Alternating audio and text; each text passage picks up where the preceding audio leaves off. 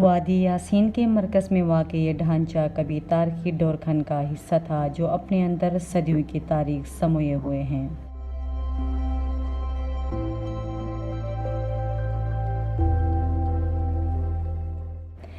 ढलान पर वाक़े इस किले से वादी का हसीन नज़ारा आंखों को घेरा कर देता है।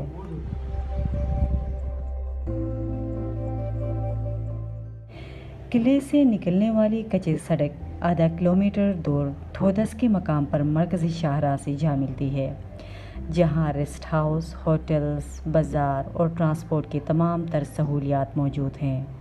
यहाँ से कुछ ही फासले पर पत्थर पर कुंदा क़ब्ल अज़ तारीख़ के नक़ूश भी पाए जाते हैं। इसका ज़िक्र फिर कभी, फ़िलहाल डोरखंड का ज़िक्र आगे बढ़ाते हैं।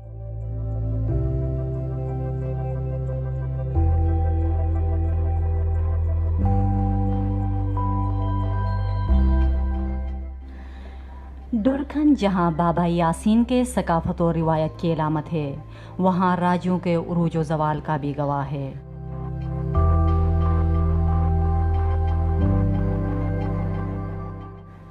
ये किला कब तामीर हुआ, किसने तामीर किया, वसूख से कुछ कहना मुश्किल है। मुकामी मुअर्रिखीन कहते हैं कि इसे 19वीं सदी के वस्त में राजा शाह बादशाह ने तामीर कराया। ताहम कदीम लोक गीत में इसके ज़िक्र से अंदाज़ा होता है कि डोरखंड बहुत पहले से मकामी राजों के ज़ेर इस्तेमाल रहा। मुमकिन है राजा शाह बादशाह ने इसकी तोसी कराई हो।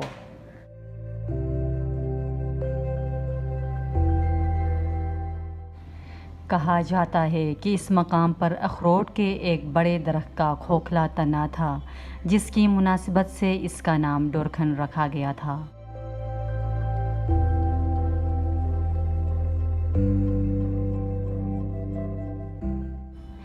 यहीं से राजा खुशवक, सुलेमान शाह और गौहर मान ने अपनी इक़्तिदार को बामे उरूज पर पहुंचाया।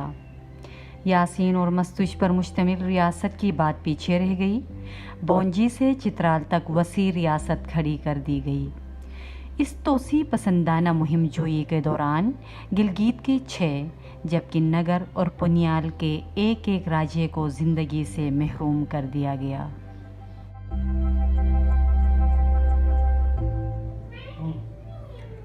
गिलगित बल्तिस्तान की दस्तयाब तारीख़ से यह बात साबित है कि यासीन के राजों का तख्त गिलगित पर कब्ज़ा करने के हवाले से जो पंज आजमाई जो थी वो 17वीं सदी में शुरू हुई थी, लेकिन इस दौरान इन्हें कोई ख़ास कामयाबी नहीं मिली। ताहम राजा सुलेमान शाह के दौर में ये मकासद पूरे हुए। राजा सुलेमान शाह के बाद राजा गौहरमान का दौर शुरू होता है। इस दौरान पहले सिखों फिर डोगरों से जो है पंज आज़माई का इक़्तिदार के उसूल के लिए पंज आज़माई का एक तवील सिलसिला जो है वो जारी रहा। गो के राजा गौहरमान की ज़िंदगी में सिख और डोगरा गिलगित में कदम जमा नहीं सके, लेकिन राजा गौहरमान के इंतकाल के बाद जो कुछ भी हो गया वो गिलगित बल्तिस्तान की तारीख़ का एक भयानक बाप है। डोगरों और अंग्रेज़ों ने मिलकर गिलगित बल्तिस्तान और चित्राल पर 100 साल से ज़ायद अरसे तक हुकूमत की। इस दौरान गिलगित बल्तिस्तान और चित्राल के दरमियान जो सदियों पर मुहित जो जोग्राफियाई रिश्ता था वो रिश्ता भी टूट गया। अगला जो डोरखंड है उसकी ख़ास बात यह है कि राजा मुल्क अमान कुछ अरसे तक इस किले में कैद रहे। बाद आज़ा यासीन में जितने भी राजे आए वो इस किले के अंदर मुकीम रहे, जबकि यासीन का जो आखिरी राजा था राजा महबूब अली ख़ान, ये किला कुछ अर्से तक उनके ज़ेर इस्तेमाल भी रहा। अपने बीवी को ऊपर बैठाता था महबूब अली खान, उसे इधर नीचे पोलो ग्राउंड है, उधर वो खुद जाके खेलता था, वो उस ऊपर से देखता था।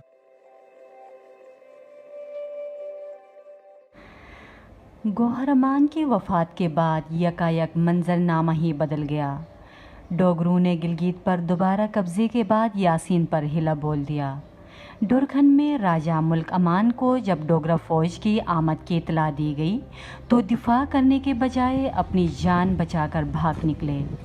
दुश्मन ने पहले डोरखन को फतह किया, फिर मुडुरी किले पर शबो खून मारा, जहां सैकड़ों या हज़ारों ख़ानदान पनाह लिए हुए थे। दुश्मनों ने बच्चों और ख़वातीन समेत सैकड़ों बेगुनाह अफराद को शहीद कर दिया और सैकड़ों अफराद को कैदी बनाकर ले गए, जिनमें ज़्यादातर ख़वातीन थी।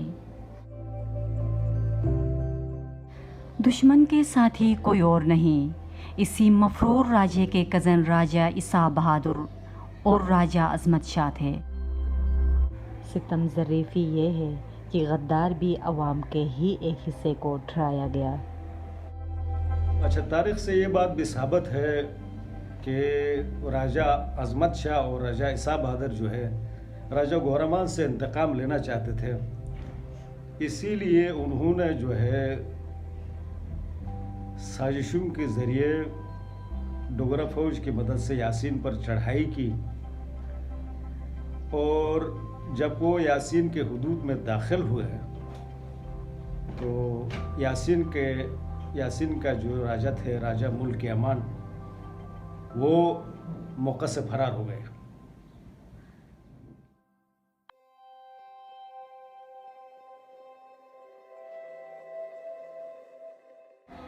ज़वाल के इस तसलसल के साथ डोरखन की रौनकें भी मान पड़ गईं।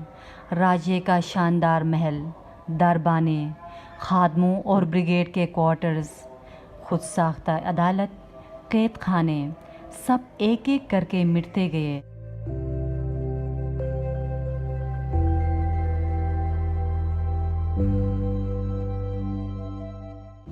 वो टोक भी गायब हो गया जिसे गुस्ताखों को बांधकर सज़ा दी जाती थी। सिर्फ एक छोटा सा टूटा फूटा ढांचा बाकी रह गया जो अपनी बेसरो समानी और बेबसी की गवाही दे रहा है।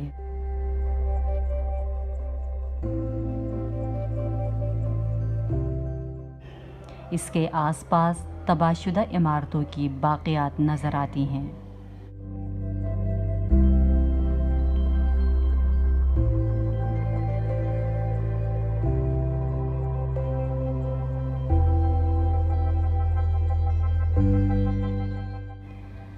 डोरखन के कुछ हिस्से में तहसील की इमारत बनाई गई है। बाकी मानदा ज़्यादातर हिस्से पर निजी कब्ज़ा है जिसको अदालत में चैलेंज किया गया।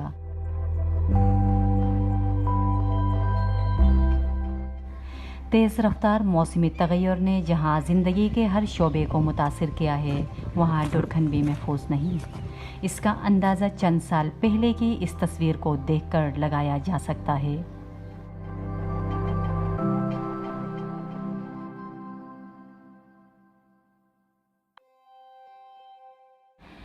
वक्त गुजरने के साथ साथ किले की दीवारों पर पड़ी दरारें मज़ीद गहरी होती जा रही हैं, जो किसी भी वक्त धड़ाम से ज़मीन बोस हो सकती हैं।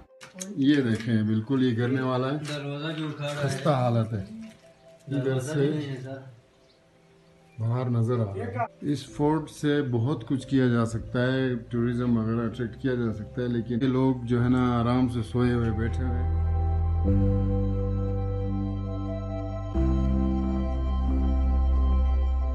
क्या हुआ भाई? बस ऐसी हो गया, इस फोर्ट की तरफ कोई नहीं आ रहे है, इधर कोई सिस्टम नहीं है, गेस्ट के लिए कोई सिस्टम नहीं है, इसीलिए ये जगह वेरियान रह गया है। अभी लोमड़ी भी इधर रहता है, कुत्ता भी इधर रहता है, और चीज़ आता है, लेकिन इसका वजह ये है कि इधर ये इसका बनाया नहीं है, इधर सहूलत नहीं है। नहीं तो गवर्नमेंट की तरफ से कोई फंड नहीं मिला इसको बनाने के लिए? फंड सर मिलेगा, लेकिन पता नहीं वो खाया होंगे, वो पता नहीं है सर।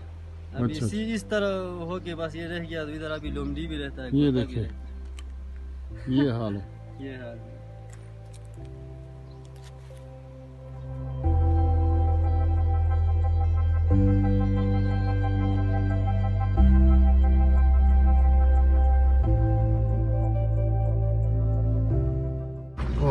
का भी खस्ता हालत है। फोर्ड पे जो रोड जा रहा है उसकी भी हालत से ज़्यादा कुछ सही नहीं, पानी आ रहा है। ऐसे में इसकी बहाली का इम्कान भी दूर दूर तक कहीं नज़र नहीं आ रहा, क्योंकि मलकियत का तनाज़ा आड़े आ रहा है। डुरखन को यासीन की तारीख़ी बाक़ियात में सबसे नुमायाँ कहा जाए तो बेजाना होगा, मगर वो वसीउ ज़हन सोच कहाँ से लाएं जो इस कीमती उर्से को यासीन की पहचान बनाने का बायस बन जाए।